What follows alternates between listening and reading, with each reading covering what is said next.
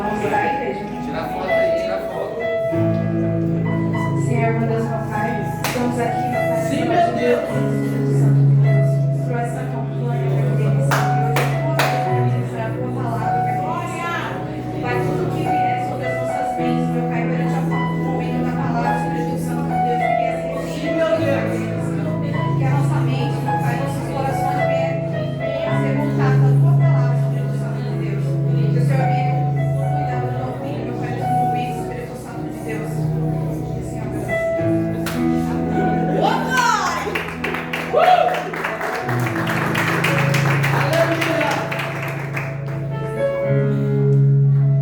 Cumprimento a igreja na paz do Senhor. Ai, ai, chegamos. Irmãos, terceiro dia dessa campanha. E antes de eu começar a ministrar, eu quero ser grata a Deus por esse dia, por essa oportunidade. Ela falou que ela ia me deixar emocionada. Mas eu já saí de casa falando pra ela: Milena, se prepara, porque vai ser você que vai orar. A Cauane, mãe, eu vou me preparar porque eu sei que vai ser eu. Eu falei: não vai ser você, vai ser só chega pra Glória orar. a Deus. E eu quero ser grata nessa noite pela oportunidade a qual o Senhor ministrou sobre a minha vida. Eu quero agradecer a vida dos meus pastores pela oportunidade. E eu quero agradecer a vida da senhora Marlene. Porque chegar numa campanha com esse tema, não fuja do processo, não é uma campanha fácil para ninguém. E muito menos para quem vai ministrar. Porque muitas das vezes quem está ministrando quer fugir do processo. E não é fácil. Mas eu quero agradecer a senhora Marlene, porque quando ela me chamou para ministrar, foi um dia depois que a pastora Nair ministrou lá na Lapa, e a pastora Nair parecia que estava na minha sala, sentada comigo, enquanto eu conversava com o Espírito Santo. E ela pregou tudo que eu conversei com o Espírito Santo, ela ministrou naquele dia. E a missionária Marlene, eu compartilhando com ela, Deus usou a vida dela de uma forma extraordinária aqui no ensaio das irmãs para falar comigo. E é tão gratificante quando você tem uma pessoa que intercede por você, uma pessoa que é sua amiga, que é uma pessoa que, quando você começa a desviar do caminho, porque você fala assim: eu não quero mais isso, ela vem com a verdade de dar vários tapas para você se plumar e te colocar de volta no caminho. Essa é a missionária Marlene, a minha amiga, a minha intercessora, e eu falo que ela é minha tia. E quão grata eu sou por poder ter tudo isso numa pessoa só. Então eu sou grata a Deus pela vida dela no dia de hoje. Eu também quero agradecer a Deus pelas minhas intercessoras que estão pela nave da igreja. Eu quero agradecer também aos meus amigos que no dia de hoje vieram estar aqui ouvindo uma palavra do Senhor. Quero agradecer ao Paulo e ao Lucas. Quero agradecer a Jéssica, porque são pessoas que aceitaram o meu convite de estar aqui, não porque era eu não, mas porque sabem, confiam e acreditam naquilo que o Senhor tem sobre a minha vida. E eu sou grata porque eu tenho ovelhas, e essas ovelhas são ovelhas que eu amo. Amém? Quero que você abra a sua Bíblia no livro de Mateus. Também quero agradecer ao meu esposo, a minha família, minhas filhas, minha irmã, por toda a paciência, porque não é fácil lidar comigo. E no momento que eu virei pregar ou fazer qualquer algo para o Senhor, parece que a mulher, ela toma totalmente o centro da atenção dentro da casa. O homem pode acordar mal-humorado, ele não tem o poder de derrubar nada. Os filhos acordam estressados, não tem o poder de destruir nada. Mas se a mulher acorda preocupada, angustiada, nervosa, ela toma toda a casa. E eu falei para o Senhor hoje, Senhor, hoje eu não vou tomar casa não. Hoje eu vou me calar e eu vou ficar em comunhão. Mas aí chegou a Milena nervosa. E eu falei, Senhor, aqui não, ela não vai tomar aqui não, que a casa é minha, não vai tomar não. E eu fiquei em comunhão. Mas eu quero agradecer a Deus porque tem uma família, e família é projeto do Senhor. E eu quero que você abra a sua Bíblia no livro de Mateus, no seu capítulo 1, no seu versículo 19, que é o tema dessa campanha. Mateus capítulo 1, no seu versículo 19. Todos acharam? Que diz assim: então José, seu marido, como era justo, e a não queria infamar, intentou deixá-la secretamente. Amém? Pode se assentar nessa noite. Glória a Deus.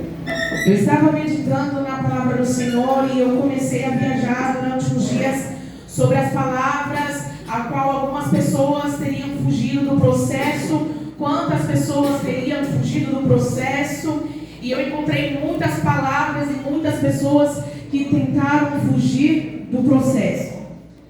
E eu falei, Senhor, eu não queria somente falar sobre Maria, somente falar sobre aquilo da vida dela, mas o Senhor falou para mim que não era da forma que eu queria, e sim da forma que Ele queria. E às vezes a gente quer voar por algumas situações, mas a gente entende o querer e o agir do Senhor. E eu leio a passagem de Mateus sobre o nascimento de Jesus. Eu comecei a viajar de uma maneira que talvez eu já tinha lido e relido e não tinha prestado tanta atenção nessa passagem. E essa passagem eu quero que você reflita comigo nessa noite sobre o acontecimento com José. O José é carpinteiro, jovem, ele era noivo de Maria, e eu fui estudar sobre o noivado naquela época, e a Bíblia não me fala, mas os estudiosos de teologia falam que Maria tinha aproximadamente aos seus 15 anos quando ela engravidou, quando o Espírito Santo gerou sobre o ventre dela uma criança. E naquela época, a partir dos seus 13, 14 anos, era feito o noivado. Era feito uma aliança, um compromisso, era selado um compromisso com os pais e os filhos. E naquela época o compromisso não poderia ser desfeito de maneira alguma, somente por duas circunstâncias: ou o adultério, ou se o homem decidisse que não queria mais aquela mulher. Então, por esse motivo, ele poderia cancelar o casamento. Só que no noivado, quando é feito esse compromisso, é selado já é como se fosse o casamento. E quando a mulher chega à faixa etária de 15 anos, ela naquela época chegava à maior idade, que hoje nós vivemos com os 18 anos, mas naquela época era aos 15. Então aos 15 anos ela já poderia se casar. Então os estudiosos dizem que aproximadamente essa época foi a época que Maria gerou. E quando houve esse noivado, José então já era conduzido pelas pessoas à sua volta como esposo de Maria. Já era denominado como esposo. Mas um dia, José, no encontro com Maria, José, então eu quero que você comece a imaginar junto comigo, que José, no encontro com Maria, começa a perceber que Maria está enjoada, Maria começa a ficar estranha, de uma forma diferente, e José então começa a imaginar. Só que chega num devido momento que Maria fala para José que ela está grávida. Imagina você sendo esse noivo, ouvindo que Maria, sua noiva, está grávida, está gerando um filho a qual não é dele. Eu imagino que nos dias de hoje, se fosse eu e você, nós iríamos questionar, nós iríamos querer quebrar tudo, nós iríamos querer saber quem que foi que aconteceu, de que forma aconteceu. Só que José, naquele momento, eu quero conjecturar, porque a minha imaginação me leva a isso, a imaginar que José foi embora para sua casa, questionando a si próprio o que ele iria fazer diante daquela situação. Mas José pega um sono, e no sono, no momento que ele está descansando, um anjo visita José e fala para José: ei José, não precisa se preocupar, não cancela aquilo, a tua aliança, o teu compromisso com Maria, porque o que está no ventre dela foi foi o Espírito Santo que gerou. Então não te preocupas, não cancela, não volte atrás naquilo que você já colocou. E José, a Bíblia fala que José, ele era obediente, era justo. E José, então, naquele momento, quando ele acorda, ele entende que o projeto era de Deus. José entende que o que Maria carrega no ventre é um projeto de Deus. E eu olhando para essa história, eu olhando para Maria, eu comecei a me colocar na posição de quem gera projeto. Maria estava grávida, gerando no seu ventre um projeto de Deus. E nós sabemos que quem gera projeto, quem gera uma criança, sofre muitas das vezes com a dificuldade do tempo. Só quem gera sabe o quão difícil é o tempo numa gestação. Tem muitas mulheres aqui nessa noite que são mães, que já geraram e sabem o quanto é difícil gerar. E eu comecei a olhar por essa questão da geração do projeto, porque uma gestação, ela dura 42 semanas. Quantas semanas dura uma gestação, irmãos? 42. Aos médicos eles falam que é 9 meses. Mas eu fui fazer uma contagem e eu, ciente por ser mãe 2 vezes, gera-se 42 semanas. 42 semanas exatas. Se a criança não nasceu, é necessário fazer uma cesárea ou um parto induzido. Então, vamos se dizer que num ano nós temos 52 semanas. Em um ano, 52 semanas. Uma mulher gera 42 semanas uma gestação no seu ventre. Então, o processo da gestação não é fácil. O processo da gestação é difícil. Só que o Senhor me fez lembrar que no processo da gestação, cooperador Denilson, existe um tempo. E o Senhor falou para mim assim, que muitas mulheres, quando geram, passam pelas 4 estações. E as 4 estações não é fácil para quem gera um projeto. E eu quero que você entenda as 4 estações a qual o Senhor gerou no meu coração nessa noite. A primeira estação é o verão, porque o verão é coisa linda. Você vê o sol, dá vontade de ir para a praia, dá vontade de se divertir. É todo mundo junto, todo mundo unido, é uma alegria sem fim. E para quem gera o verão, é o início da sua gestação. Está sorrindo, alegre, convivendo com todo mundo. Parece que é uma alegria sem fim. Só que, assim como o verão, existe um processo na vida do crente que começa assim. Quando você recebe a promessa, você está numa alegria constante. Você quer subir monte, você quer descer monte, você quer fazer as coisas do Senhor com uma alegria. Só que, infelizmente, por alguns motivos, filhos, porque o verão começa em dezembro, janeiro, fevereiro, e muita gente começa empolgado, mas pelo meio do caminho a pastora se perde, porque chega o carnaval, começa a passar algumas festas e começa a se perder. Só que o crente, aquele que é fiel e permanece nos caminhos do Senhor, ele passa pelo verão sorrindo e permanece firme na promessa. Aleluia! Também existe a estação do outono. E a estação do outono é a estação onde algumas plantas, algumas árvores começam a dar frutos. Porque cada planta dá fruto no seu tempo. Só que no outono, algumas plantas começam a dar fruto, missionária Tânia. Só que o que acontece?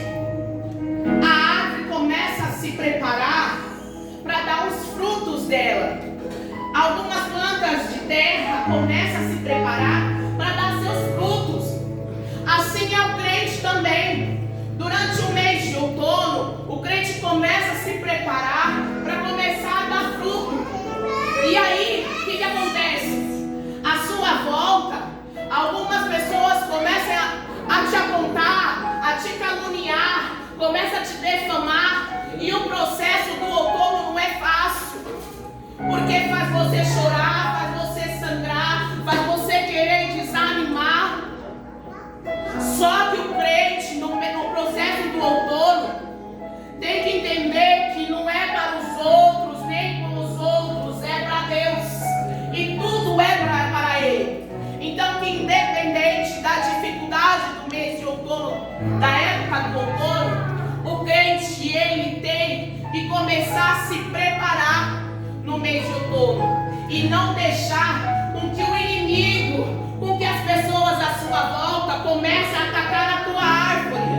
Porque começam a atacar as pedras quando vê os frutos bons naquela árvore. E isso é que muitas pessoas começam a ver os seus frutos caindo. Algumas pessoas começam a ver os seus frutos de uma forma e já começa a desacreditar naquilo que foi feito.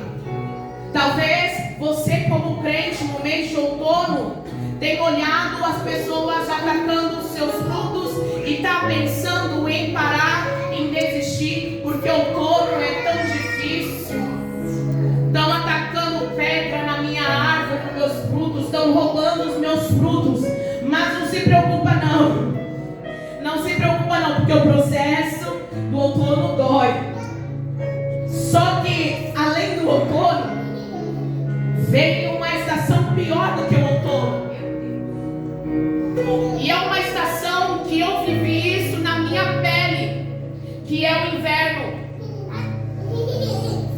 Talvez você não parou para pensar sobre o inverno, sobre as nossas vidas. Nunca parou para pensar dessa forma que eu vou falar para você. Eu falei sobre janeiro, que verão é um mês de alegria, todo mundo à sua volta. Mas no momento de outono, as pessoas começam a atacar você. Só que tem o inverno, que é um momento tão frio, é um momento tão gelado, que quem está gerando sente dor nas costas, sente dor no corpo, nas juntas. Só que é um momento onde quem gera começa a passar o processo sozinha. Não tem amigos à sua volta. Chega um momento do inverno que não tem ninguém do seu lado. E você olha, procura para alguém para conversar e não tem ninguém. Só que o mais gratificante é que no momento do inverno tem uma pessoa só à sua volta, que é o Espírito Santo. Olha, no momento que você está pensando nos outros, o Espírito Santo está ali te moldando, te tratando. Porque inverno não é para qualquer um, é para aquele que quer ser lapidado e tratado por Deus. Chegar no inverno, aonde todo mundo se cala para você. Muitas das vezes até o Espírito Santo não fala mais com você. Meu Deus. Ali aonde você chora, ali aonde você clama,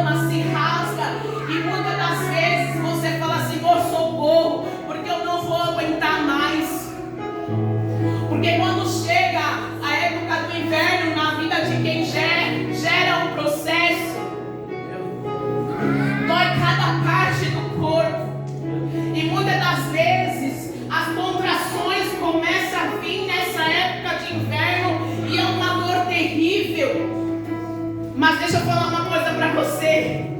É um momento tão feliz e tão gratificante, porque é o tempo que você olha para as circunstâncias e Deus fala assim: você não depende de ninguém, você só depende de mim. Você só depende de mim. Não importa que ninguém esteja à sua volta, o que importa é que você perceba que sou eu quem cuido de você, sou eu que tenho tratado por você. E cheguei a passar por esse inverno, evangelista Maurício, e eu falava para o Senhor: Senhor, eu não sei o que vai acontecer na minha vida, eu não sei até onde eu vou chegar, eu não sei por onde eu vou passar. E o Espírito Santo falou assim: também não te interessa, mas te interessa que eu vou fazer a minha vontade sobre a tua vida. Não importa quem vai estar à sua volta, mas o que importa é que sou eu que estou cuidando de ti. E naquele momento eu entendi que a minha prioridade não era as demais pessoas, a minha prioridade era o Espírito Santo na minha vida naquele momento. E eu falei: Senhor, depois do inverno que virá sobre a minha vida, o que virá sobre a minha vida depois desse inverno? Porque muitas das vezes nós queremos quebrar o tempo para saber o que vai acontecer no dia de amanhã. Só que o Senhor falou para mim o seguinte: não quebra o tempo, porque o tempo que você quebra hoje é o mesmo tempo que vai te quebrar lá na frente. Então não pega a tua mão naquilo que não é para você saber, não enfrenta aquilo que não é para você enfrentar, porque no tempo certo eu vou te honrar, no tempo certo eu vou te mostrar quem és e quem está do teu lado. E eu falei para o Senhor: Senhor, obrigada, porque até que o Senhor tem me sustentado, até que o Senhor tem me guardado. E esse processo do inverno doeu tanto na minha vida, só que eu não entendi. Ai, Espírito Santo, aleluia. O choro ele dura uma noite, mas a alegria ela vem pela manhã. A alegria ela vem pela manhã. O choro veio porque o inverno ele tem o dia e a hora para começar, mas ele também tem o dia e a hora exata para terminar. E o tempo do inverno sobre a minha vida passou, e o Senhor falou para mim assim: filha, te prepara porque você vai se alegrar, porque aí tem vindo a primavera. E eu falei: Senhor, o que significa primavera? É o momento que você vai ver as flores surgindo sobre a tua vida. Você vai começar a sorrir, porque eu vou mostrar que estou contigo e que estou cuidando de ti. Vou te preparar algo sobrenatural. Você vai viver coisas, experiências que você nunca tinha vivido. E eu fui entender, meu pastor, porque é o momento que no inverno eu não ouvi a voz do Senhor. Na primavera o Senhor começou a ter uma intimidade do profundo comigo. O Senhor começou a falar para mim: é dessa forma que eu te quero, é nessa posição que eu te quero. Então o que eu quero dizer para você nessa noite: a primavera, ela vem depois do inverno. Você pode ter chorado, você pode ter sangrado, você pode ter querido desistir no inverno, mas a primavera chegou, e a primavera só vive quem é forte e suporta o processo de inverno. Talvez você não entendeu o quão difícil é passar pelo inverno, porque Deus no inverno ele estava te lapidando, te moldando para você viver coisas sobrenaturais na primavera. E a primavera ela chega para todo mundo, só que cada um de uma forma, porque talvez a maneira que chegou para mim, que eu vivi, não vai ser a forma que você vai viver, porque cada um colhe aquilo que plantou, e cada um vive aquilo que busca, porque Deus ele dá para aqueles que ele conforme você busca. Ele não vai te dar muito se você busca pouco, mas se você busca muito, ele vai te colocar em lugares altos. E eu comecei a olhar por isso e eu falei: Senhor, que processo difícil é gerar um projeto, minha pastora, porque uma gestante ela passa pelas quatro estações. E eu falei: Senhor, que difícil é para uma gestante, para uma pessoa que gera projeto. E eu quero falar para você nessa noite: você é essa pessoa que gera um projeto. Não é só quem está grávida não, porque dentro do teu ventre você está gerando um processo ao qual o Senhor deu para você. Você tem gerado um projeto, mas aí você muitas das vezes você fica se perguntando: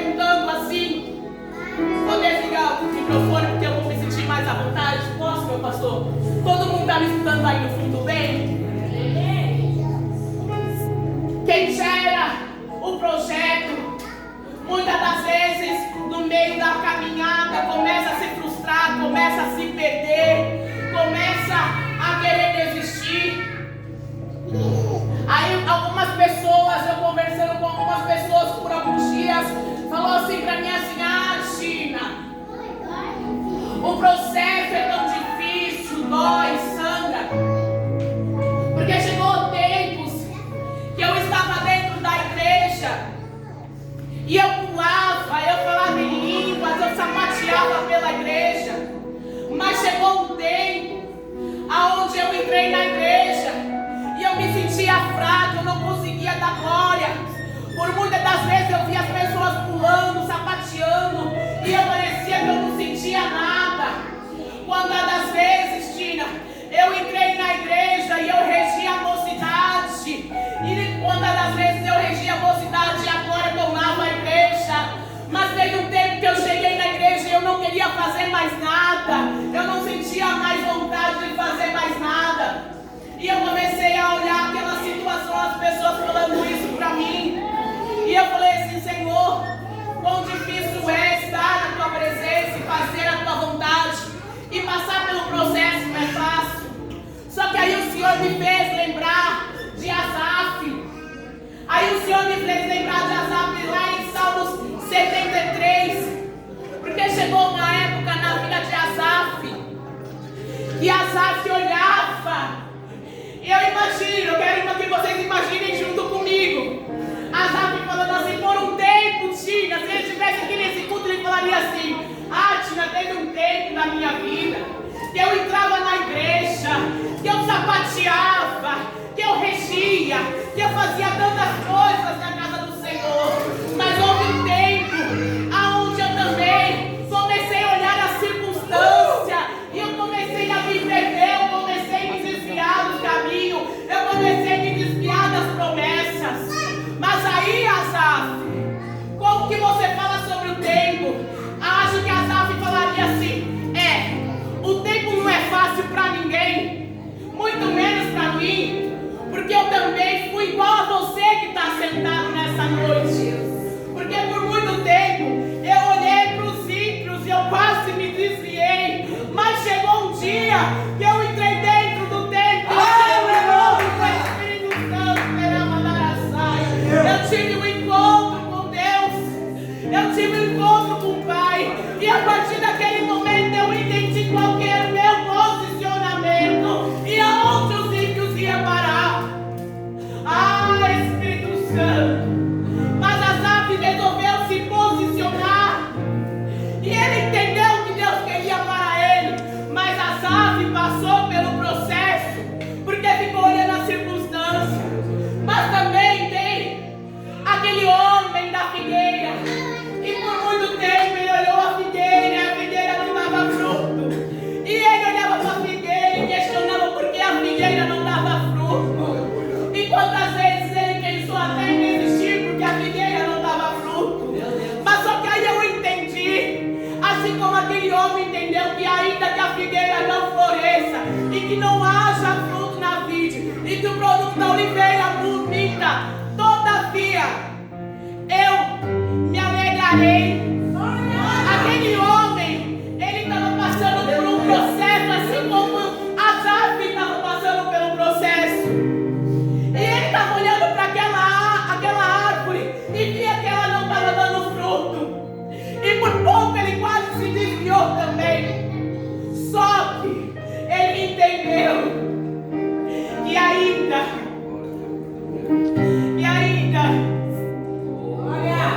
oh Espírito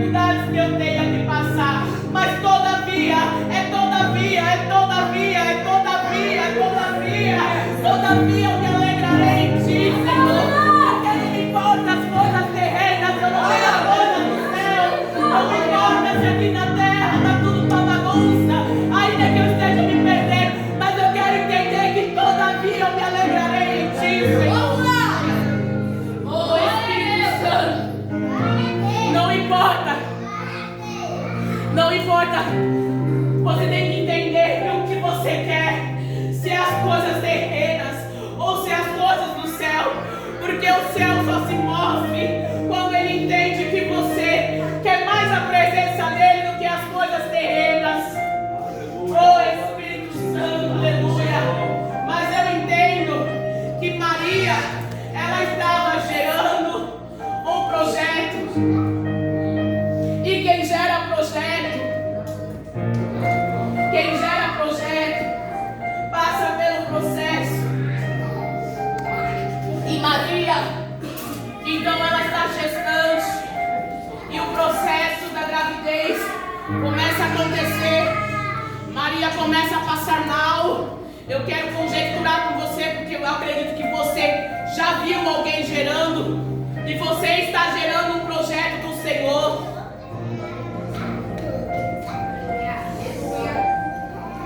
Maria está gerando, e quando a mulher ela gera, algumas coisas mudam sobre a vida dela.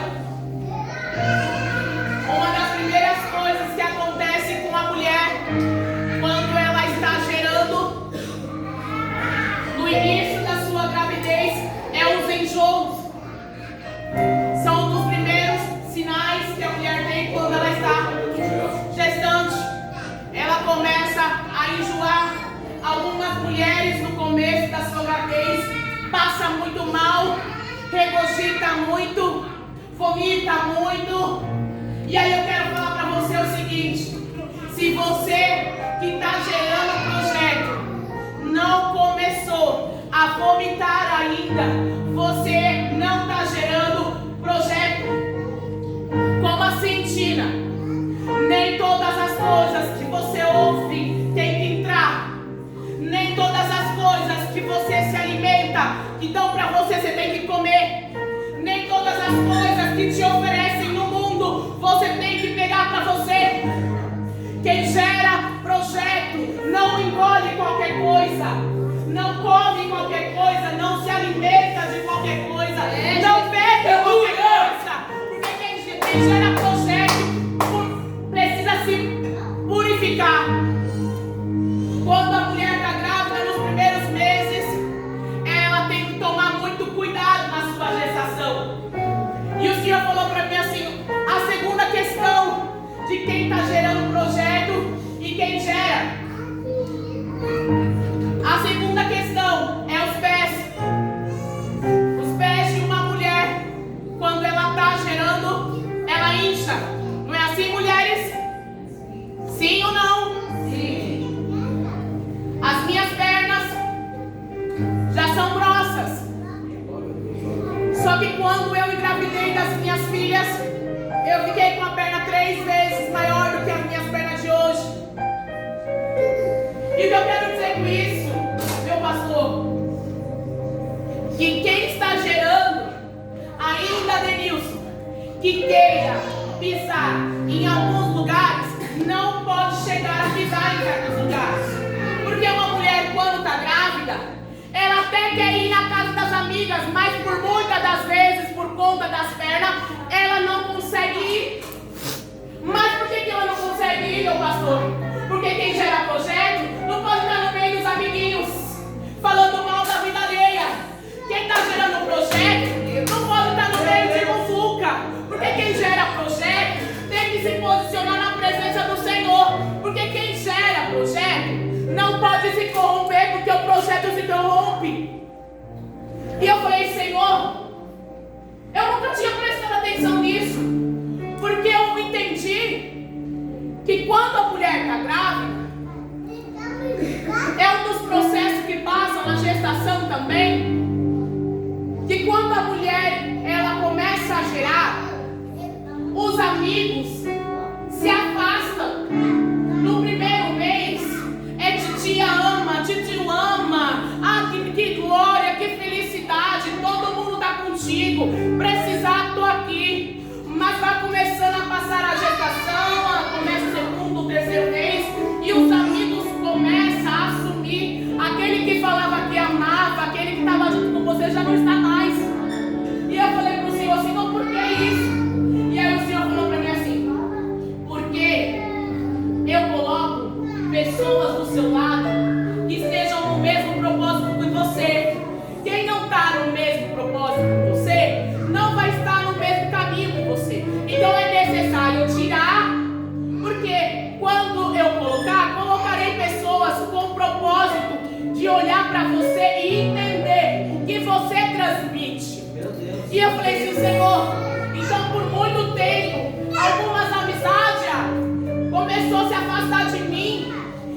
Muitas vezes eu chorava porque eu queria que estivesse junto comigo no momento da minha alegria. Mas o Senhor teve um particular comigo e com algumas pessoas. Porque eu tive que entender que nem todo mundo que bate no meu ombrinho é meu amigo. Nem todo mundo que bate no meu ombrinho é seu amigo. Mas o Senhor, Ele coloca a pessoa certa no seu lado para poder te ajudar, para poder te auxiliar. Porque Ele não quer que você caminhe sozinho, Ele quer que você caminhe com outra pessoa, para que quando você cair, o outro venha te ajudar. É para isso que o Senhor quer. Mas Ele quer colocar pessoas certas na sua vida, e não qualquer pessoa.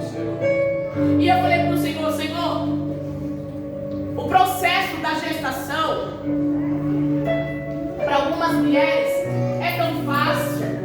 Algumas não passam mal, quem passa mal é o marido. Algumas mulheres não sentem enjoo, como a diaconisa Flávia. Mas em compensação eu passei mal no dia que eu descobri, ao dia que eu ganhei a Heloísa e a Cauane. Eu estava na maca passando mal. Mas cada mulher passa por um processo diferente. Que eu quero dizer para você nessa noite.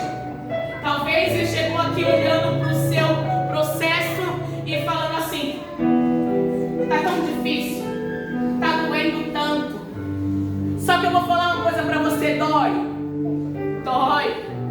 te machuca, mas te lapida, te molda, te trata e te leva você a entender o que o Senhor quer sobre a sua vida.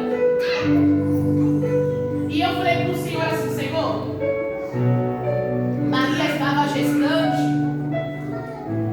e ela estava já próximo de ganhar Jesus, de dar a luz.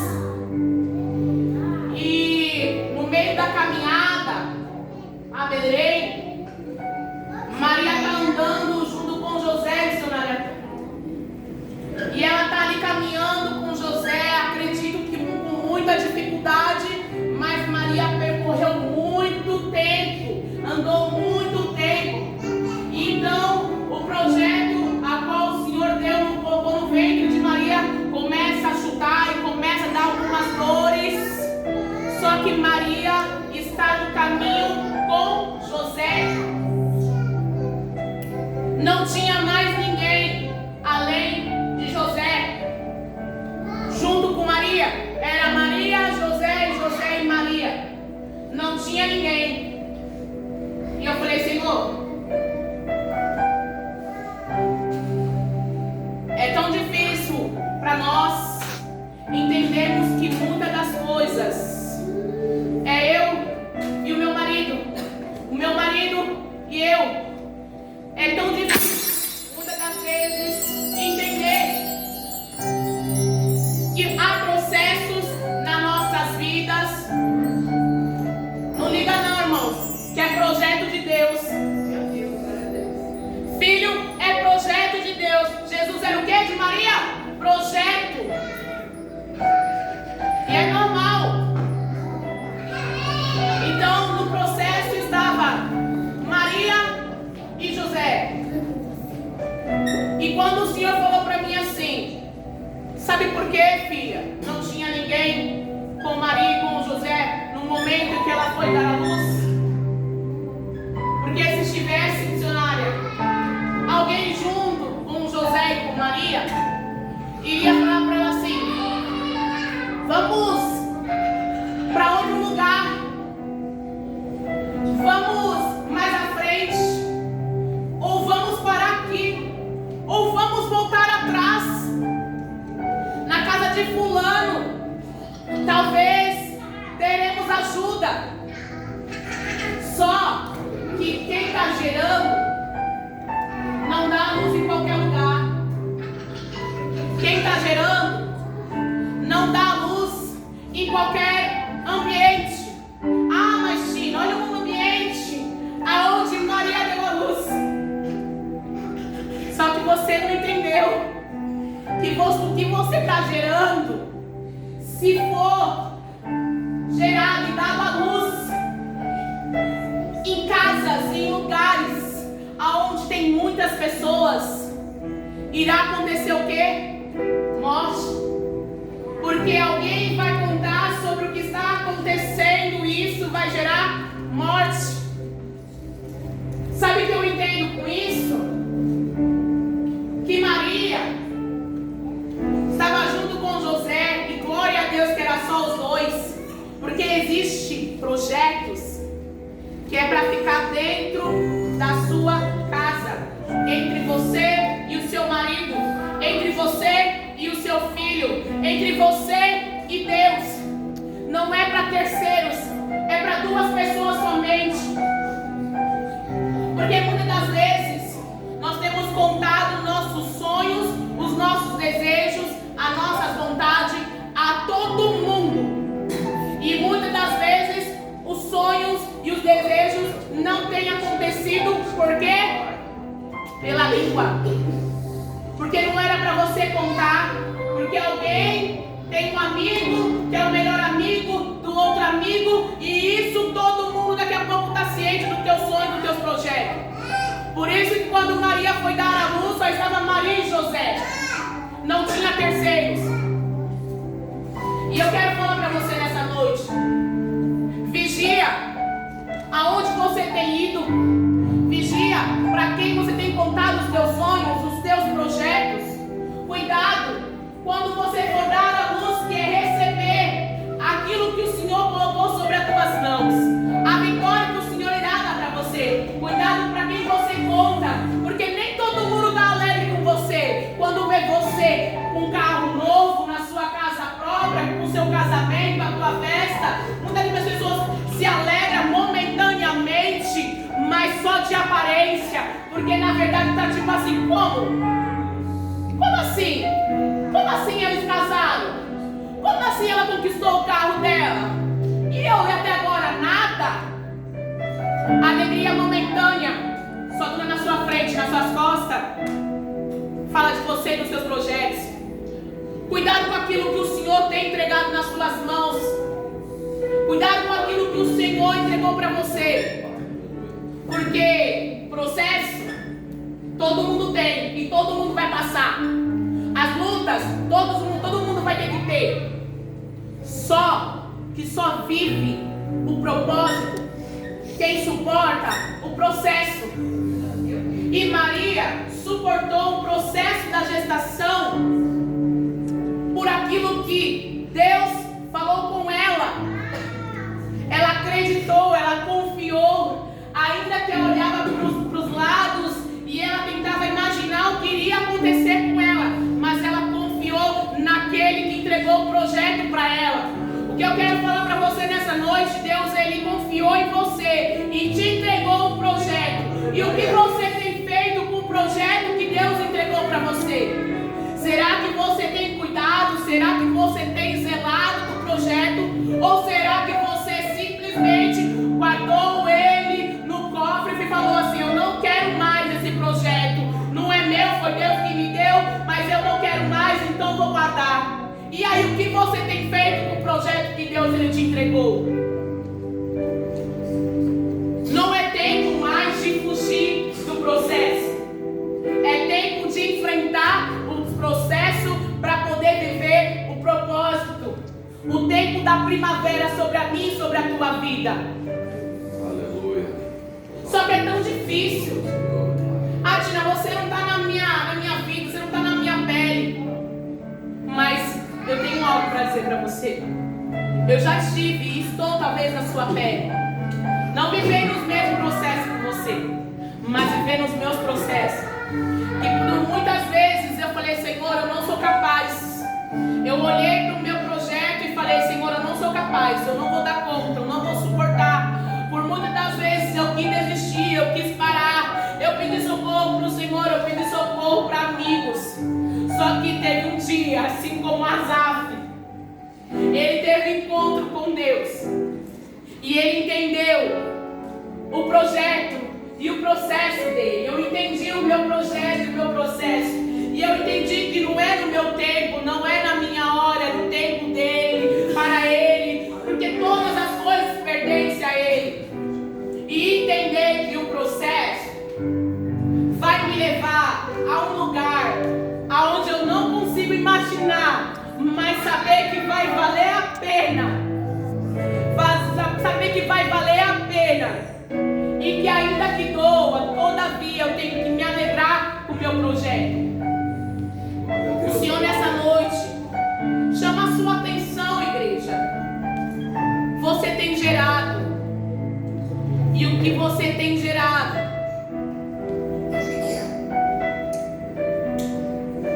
não é um algo pequeno, não é um algo qualquer, é um algo grande, valioso, poderoso. Talvez você não entenda o tamanho desse projeto, mas Deus, Ele entende que o projeto vale muito mais do que o processo. E que em todos os momentos, colhendo as tuas lágrimas, vendo você chorar, Ele envia o amigo Espírito Santo para cuidar de você, para te fortalecer, para te estruturar, para te lapidar, para te moldar. E Ele não desiste de você. Ele não desiste daquilo que Ele entregou para você. Ele não abre mão de você. Ele não abriu mão de você. Até mesmo porque imagina o processo de Jesus para a crucificação. Qual foi o processo que Jesus passou para ser crucificado e morrer por mim e por você? Será que Ele desistiu de você? Será que Ele abriu mão de você? Meu Deus. Será que Ele iria parar o processo porque você não está na presença, porque você não quer mais? Mas Ele não olhou essa circunstância e Ele morreu por mim e por você. Ele deu a vida por mim e por você. E o amor dele é tão soberano, o amor dele é tão maravilhoso, que não importa como nós estamos, porque não importa a maneira que chegamos aqui, não importa a maneira que você entra aqui, que Ele te trata, te molda, te lapida e te faz você ser diferente. É isso que importa para Ele. Não importa a maneira que você está. Mas eu sinto algo que eu tenho que falar para você. A maneira que você chegou aqui não vai ser a maneira que você vai sair. É a maneira que você entrou. É algo que você chegou. Mas se você entregar a sua vida, se você pedir para Ele te tratar, para Ele cuidar de você, para Ele te transformar, Ele vai te transformar. Então o que Ele quer é que você entre mesmo com as suas feridas, com as suas mágoas, com a sua frustração, com o seu desejo de paralisar, para que Ele venha te transformar naquilo que Ele quer. Se coloque sobre os seus pés nessa noite.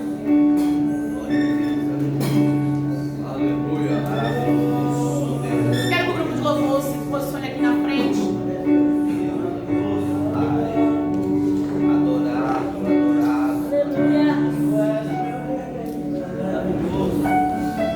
Glória a Deus, aleluia. Eu quero pedir para você. Eu quero que você preste atenção no que eu vou pedir para você nessa noite. Tina, por muito tempo da minha vida, eu vivi igual a Asaf. Eu já regi, eu já cantei, eu já pulei, já falei em línguas. Mas teve tempo que eu entrei dentro da casa do Senhor e eu não senti nada. Eu quero que você, assim como foi com Asaf, você que sabe que você já fez tudo isso e hoje você não consegue, que você está querendo fugir do processo, eu quero te convidar para você vir aqui na frente. Eu quero pedir para você que você venha aqui na frente. Os pastores vão orar por você. Ah, Tina, mas eu tenho vergonha. Eu tenho vergonha de ir aí na frente. Não é vergonha, não. Sabe por que não é vergonha? Porque eu sou a primeira a descer do altar e pedir para os meus pastores orarem por mim. Porque teve tempo também que eu entrei nesse ambiente, eu falei em línguas, eu pulei no manto, eu entreguei profecia, mas teve dias que eu cheguei dentro da casa do Senhor e eu falei: Senhor, socorre-me, porque eu não sou nada sem a tua presença. Por muitos dias eu cheguei na casa do Senhor e eu falei: Senhor, usa de misericórdia com a minha vida. Então nessa noite eu me posiciono como a primeira aqui a pedir que os meus pastores intercedam pela minha vida, porque eu me posicionei, mas eu sei o quanto difícil é permanecer dentro do templo e viver a promessa que o Senhor tem sobre a minha vida. E eu quero convidar você, eu não vou olhar para você, mas eu vou me posicionar aqui na frente, e eu quero pedir para